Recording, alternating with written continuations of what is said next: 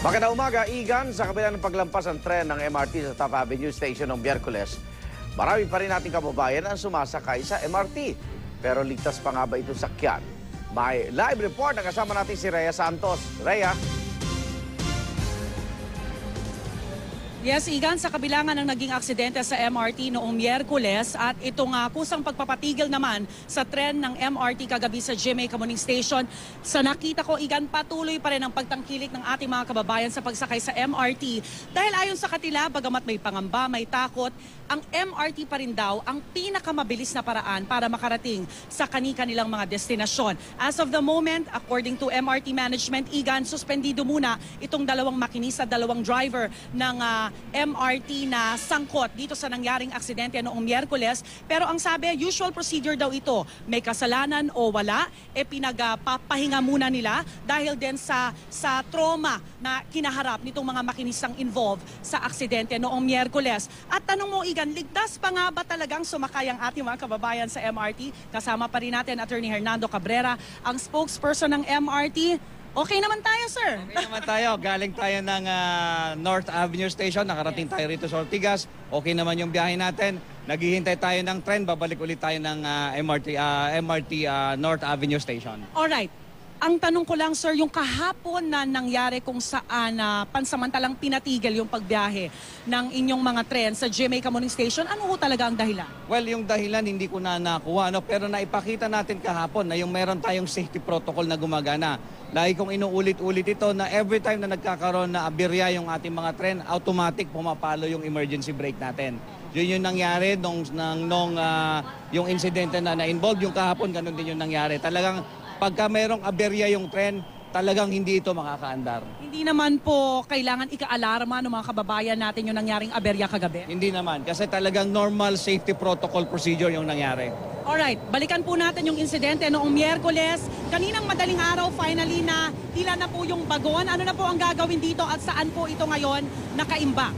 Well, inimbak ito ngayon doon sa ating depot sa may Trinoma, sa ilalim ng Trinoma, nandun yung depot natin. So kailangang i-inspect ito at i-assess ng ating mga expert at titingnan natin kung anong pwede natin gawin dito. Pwede pa bang i-repair ito? Pwede pa bang gamitin ito ng safely? So yun, gusto nating malaman ito upon assessment ng ating mga experts. So paano ho yan? Kulang ang tren natin. Paano natin mabibigyan ng ayuda naman yung mga... Sabi nyo kasi yung tren na yun, 900 passengers yung kayang i-accommodate nun. So 900 ang madadagdag sa siksikan doon sa natitira nating mga tren.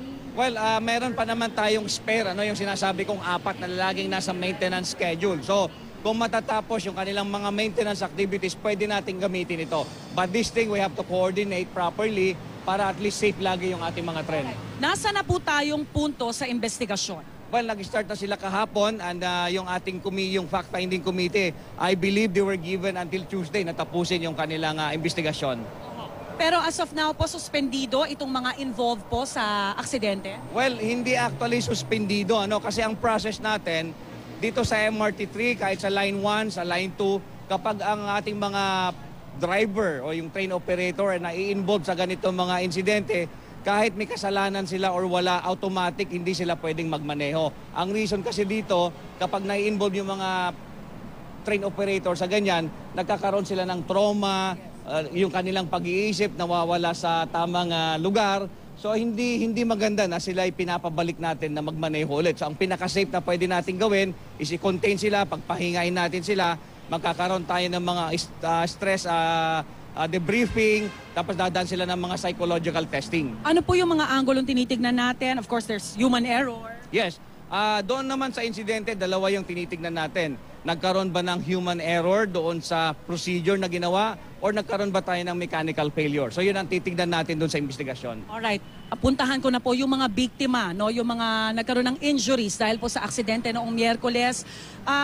Kamusta na ho yung lagay nila at ano naman po yung tulong na naipaabot na ng MRT management? Well, yung mga napunta sa hospital, nabigyan natin lahat ng kanilang pangangailangan sa mga medicines na kailangan nila, yung mga gastusin nila sa hospital, binayaran natin lahat yon.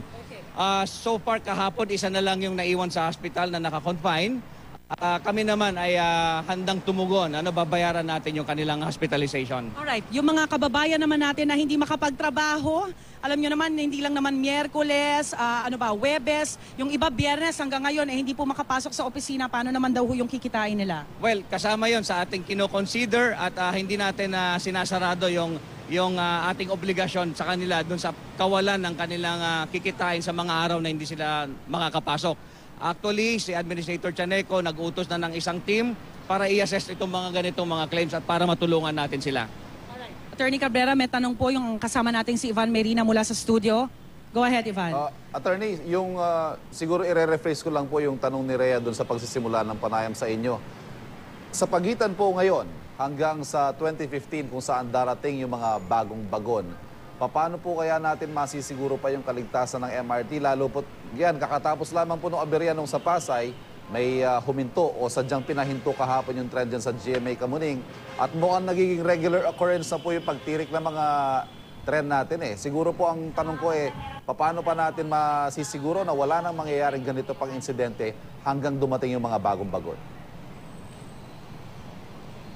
Alright, Attorney Cabrera, ang tanong po ni Ivan, paano daw po natin masisiguro sa mga kababayan natin na ligtas talaga yung pagsakay nila sa MRT hanggat hindi pa dumadating itong mga bagong bagon na nakatakdang actually for next year, 2015? Well, ang ating mga ginagawa ngayon is yung paigtingin natin yung maintenance, paigtingin natin yung mga training procedures, paigtingin natin yung mga safety procedures natin, yung implementation ng ating mga safety at security measures. Yun yung mga pwede natin gawin para maisakatuparan yung kaligtasan ng ating mga pasahero. Gaano ho ba talaga karegular ang maintenance po nitong MRT natin?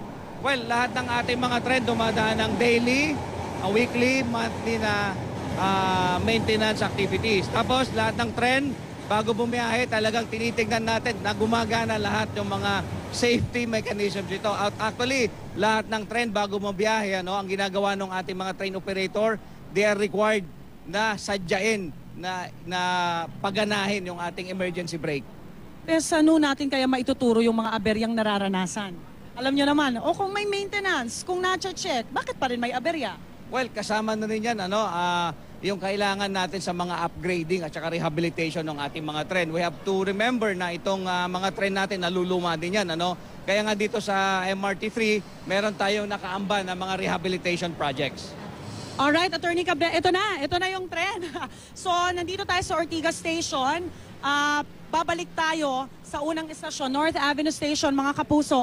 Alamin din natin yung mga sentimiento ng ating mga kababayan tungkol sa pagsakay maya-maya lamang. Samantala,